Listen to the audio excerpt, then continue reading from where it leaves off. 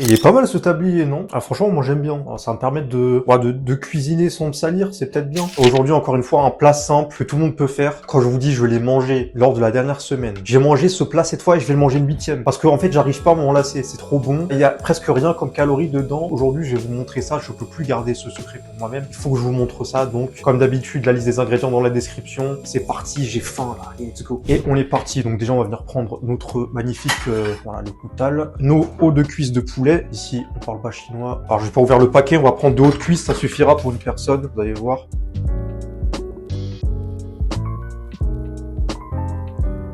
Je vais vous montrer comment on fait avec un. Alors, normalement, il y a un os au milieu, et il y a une partie avec beaucoup de peau et beaucoup de graisse, donc celle-là, vous venez la couper directement.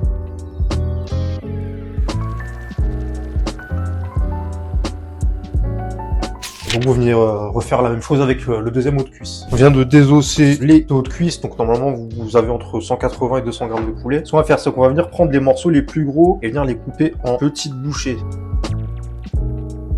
On va venir prendre notre petit cul de poule, là, ça fait longtemps, et on vient mettre tout notre poulet à l'intérieur, c'est simple. Ok, donc on va voir ce qu'on a dans le placard. Déjà du piment de Cayenne, rajouter de la couleur, du cumin, donc on va mettre du cumin, un peu de texture au goût du poulet, du paprika fumé, ça vraiment si vous en avez, n'hésitez pas à en mettre. Le goût de fumé, on aime bien. Ensuite, bien évidemment, du poivre. Évidemment, moi je mets du tabasco. Ensuite, on vient rajouter de la fécule de maïs et on va en mettre à peu près 50 grammes, de 50 à 100. Voilà, là on va venir prendre notre main. Et là, on est bon. Donc là, on vient allumer notre plaque, une petite noix de beurre, donc à peine 5 grammes. Et ensuite, si vous avez de l'huile d'olive, bon c'est optionnel, mais voilà, une petite noix d'huile d'olive aussi, on va pas non plus en rajouter trop. Un par un, vous allez venir prendre vos petits morceaux de poulet, là. Vous allez venir prendre un par un et les déposer délicatement, voilà. Badigeonnez votre récipient. Et voilà, c'est pas sorcier. Donc vous choisissez le niveau de croustillance que vous voulez avoir. Vous venez vérifier régulièrement. Et voilà, il y a un moment, il commence à être doré, donc on vient les retourner. On va faire en sorte qu'ils soient tous retournés, hein. Bon, même si là, on n'a pas de spatule, donc ça va être un peu compliqué, mais donc on va juste sortir notre gousse d'ail. Voilà, on va venir prendre une assiette pour mettre notre poulet dedans directement. Ça, on va pas risquer de brûler. Et on va garder la poêle, hein. On va pas nettoyer ce qu'il y a là-dedans, évidemment. Et on va juste bien prendre le temps, voilà, pour pas faire de bêtises.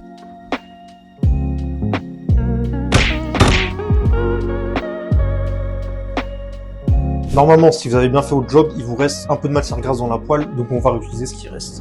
Donc on vient remettre notre plaque, on la remet sur moyen doux. On ira remettre la planche à découper à la plonge. Et ce que vous pouvez faire aussi, c'est, si vous en avez, mettre un tout petit peu de gingembre avec. Alors, vous venez mettre un tout petit peu de gingembre et vous gardez le feu vraiment doux pour pas que ça brûle. Ensuite, vous préparez votre sauce soja. Et dès que vous sentez que ça commence un tout petit peu à brûler, vous venez mettre un fond de sauce soja, vraiment un fond.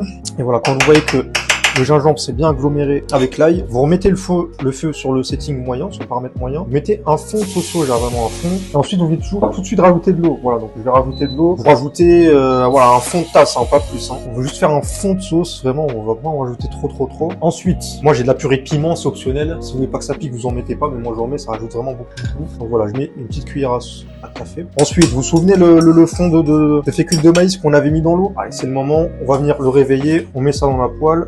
Donc ça part à la plonge aussi. Et si vous voyez que ça commence à réduire trop rapidement, vous rebaissez un peu, c'est ce que je vais faire. Voilà, on va bien cuire. Donc là, ça commence à sentir bon déjà. Ce qu'on va faire, si vous avez une clémentine, une orange ou une agrume, vous la coupez en deux. Voilà, et vous voulez mettre le jus directement là-dedans. Voilà, on se prive pas. Voilà, vous en mettez une. Là, ce qui va venir vraiment faire le goût incroyable, c'est le miel qu'on va rajouter. Je suis pas un expert en qualité de miel, mais voilà, prenez du vrai miel. Et voilà, vous allez mettre une grosse cuillère à soupe, vous pouvez même en mettre deux. Moi, j'aime bien en mettre seulement, voilà, une et demie, voilà. Et là, vous allez voir la consistance que ça va donner la sauce, ça sera magique, hein, vraiment. Donc, vous faites gaffe de pas trop tremper là-dedans. Bon, là, je l'ai fait.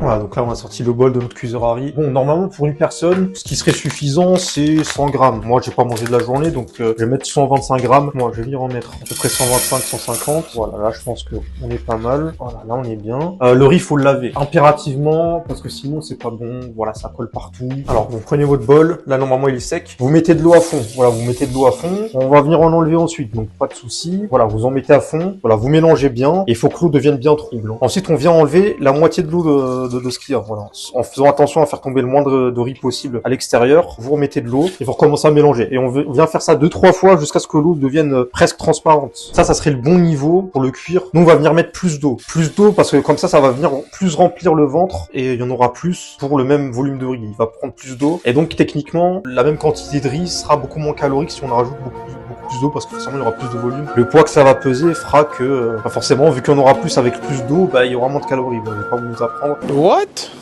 Vous mettez 2 volumes d'eau pour un volume de riz et vous surveillez bien la cuisson, en tout cas la casserole. Hein. Vous voulez pas qu'il soit trop cuit non plus parce que sinon il va se mettre à coller. Voilà, donc moi je vais mettre ça au cuiseur à riz et on pourra laisser ça sur le côté. Là les amis, on a du riz blanc. Je vais prendre un demi-citron. Si vous avez un citron plein, c'est mieux, mais bon, moi il m'en restait qu'un. Voilà, on prend le récipient, on prend le citron, on vient le presser dedans pour éviter qu'on ait les pépins qui tombent dans le riz parce que là ça sera peut-être un peu plus chiant. Normalement vous avez une passoire si vous êtes quelqu'un de sérieux, mais bon, vu que je suis pas encore assez sérieux. On va savoir le miel et le citron, c'est très bon aussi. Juste vous mélangez ça. Le jus de citron, on vient mettre dans le riz. On va mettre tout, vous n'avez pas peur. Hein. Ensuite, le sel. Bon, je vais même mettre 2 grosses pincées parce que là j'ai beaucoup de riz. Ensuite, dernière étape indispensable aussi, la coriandre. Voilà, vous venez en mettre de manière très exagérée. Le plus il y en a, le meilleur ça sera. Et vous venez mélanger tout simplement.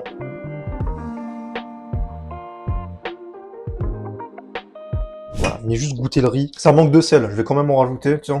Voilà, on en rajoute encore une pincée. Voilà, on continue à mélanger. Moi, je finis de mélanger. Le riz est très bon, vous en faites parfaitement confiance. Et on va venir dresser l'assiette, faire notre miniature et goûter, hein. C'est parti.